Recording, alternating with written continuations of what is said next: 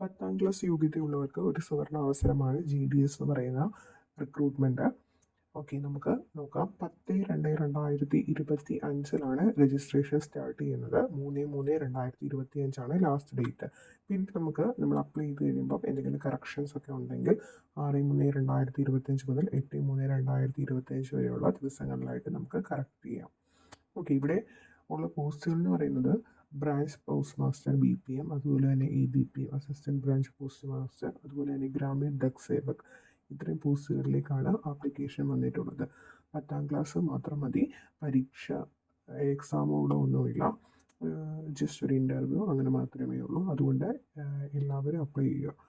Full A+ ഉള്ളവർക്ക് മാത്രമല്ല അല്ലാത്തവർക്കും കിട്ടാൻ സാധ്യതയുള്ള ഒരു പോസ്റ്റാണ്. അതുകൊണ്ട് എല്ലാവരും അപ്ലൈ ചെയ്യണം. നമുക്ക് ഡീറ്റെയിൽ ആയിട്ട് നോക്കാം. ഏജ് എന്ന് പറയുന്നത് ഏജ് ലിമിറ്റ് ഉണ്ട്. മിനിമം ഏജ് 18 വയസ്സുള്ളവർക്കും അതുപോലെ തന്നെ മാക്സിമം ഏജ് 40 വയസ്സ് വരെ ഉള്ളവർക്കുമാണ് അപ്ലൈ ചെയ്യാൻ പറ്റുന്നത്. അതുപോലെ തന്നെ റിലാക്സേഷൻ ഉണ്ട്. ഷെഡ്യൂൾഡ് കാസ്റ്റ്, ഷെഡ്യൂൾഡ് ട്രൈബ് എന്നിവർക്ക് 5 വർഷത്തെ ഏജ് റിലാക്സേഷൻ കിട്ടുന്നു. അതുപോലെ തന്നെ OBCക്ക് 3 വർഷം. എന്നാൽ EWSന് റിലാക്സേഷൻ ഇല്ല.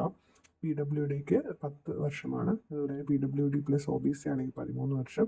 PWD + SC/ST ആണെങ്കിൽ 15 വർഷത്തെ ഏജ് റിലാക്സേഷനും ഇതിൻ്റെ കൂടൊപ്പം കിട്ടുന്നുണ്ട്. ഓക്കെ, അപ്പോൾ ഈ ഏജിനനുസരിച്ചാണ് നമ്മൾ അപ്ലൈ ചെയ്യേണ്ടത്. പിന്നീട് ഇവിടെ ഈ ജോലികൾക്ക് നമുക്ക് കിട്ടുന്ന അലവൻസുകളെ പറ്റി പറയുന്നുണ്ട്. BPMന് 12,000 മുതലാണ് സ്റ്റാർട്ടിംഗ് സാലറി എന്ന് പറയുന്നത്. ABPMനാണെങ്കിൽ 10,000 ആണ്. നമുക്കിപ്പോൾ ഓരോ സൈറ്റുകളിലേക്കൊക്കെ നമുക്ക് അപേക്ഷിക്കാം. പക്ഷേ അങ്ങനെ അപേക്ഷിക്കുമ്പോൾ നമുക്ക് അവിടുത്തെ ലോക്കൽ ലാംഗ്വേജ് അറിഞ്ഞിരുന്നാൽ, അല്ലെങ്കിൽ നമ്മൾ ലോക്കൽ ലാംഗ്വേജ് നമ്മൾ പഠിച്ചിട്ടുണ്ടെങ്കിൽ മാത്രമേ നമുക്ക് അവിടോട്ട് അപ്ലൈ ചെയ്യാൻ പറ്റത്തുള്ളൂ. ഇപ്പോൾ ഫോർ എക്സാമ്പിൾ നമ്മളിപ്പം കേരളത്തിലേക്ക് അപ്ലൈ ചെയ്യുന്ന ഒരാൾക്ക് മലയാളം അറിയാവുന്ന ഒരാൾക്ക് മാത്രമേ കേരളത്തിലേക്ക് അപ്ലൈ ചെയ്യാൻ പറ്റുകയുള്ളൂ. അതുപോലെ തന്നെ കേരളത്തിൽ മാത്രമല്ല ലക്ഷദ്വീപ്, മാഹി എന്നിവിടങ്ങളിൽ മലയാളം അറിയാവുന്നവർക്ക് അപ്ലൈ ചെയ്യാൻ പറ്റും. ഓക്കെ, അതുപോലെ തന്നെ കർണാടകത്തിലേക്കാണെങ്കിൽ കന്നഡ അറിയണം. അത് ജമ്മു കാശ്മീരിലാണെങ്കിൽ ഉറുദു, ഹിന്ദി എന്നിവയാണ്. ഗുജറാത്തിലാണെങ്കിൽ ഗുജറാത്തി. ഓക്കെ, ഓരോ സ്റ്റേറ്റിനനുസരിച്ച് അവിടെ ലാംഗ്വേജസ് കൊടുത്തിട്ടുണ്ട്. ആ ലാംഗ്വേജസ് അറിയാവുന്നവർക്ക് മാത്രമേ അവിടേക്ക് അപ്ലൈ ചെയ്യാൻ പറ്റത്തുള്ളൂ. ഇല്ലെങ്കിൽ നമ്മുടെ ആപ്ലിക്കേഷൻ റിജക്റ്റ് ആയി പോകും.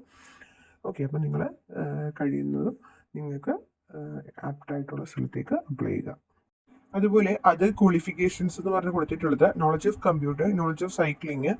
ഓക്കെ, അപ്പോൾ നമ്മൾ സൈക്ലിങ് അറിയാമോ എന്നുള്ളൊരു ഓപ്ഷൻ കാണും. അപ്പോൾ നമ്മളവിടെ അറിയാമെങ്കിൽ യെസ് കൊടുക്കണം. അറിയാവുന്നവർക്ക് മാത്രമേ നമുക്കിത് അപ്ലൈ ചെയ്യാൻ പറ്റത്തുള്ളൂ. പിന്നെ നമ്മൾ കമ്പ്യൂട്ടർ നോളജ് വേണം.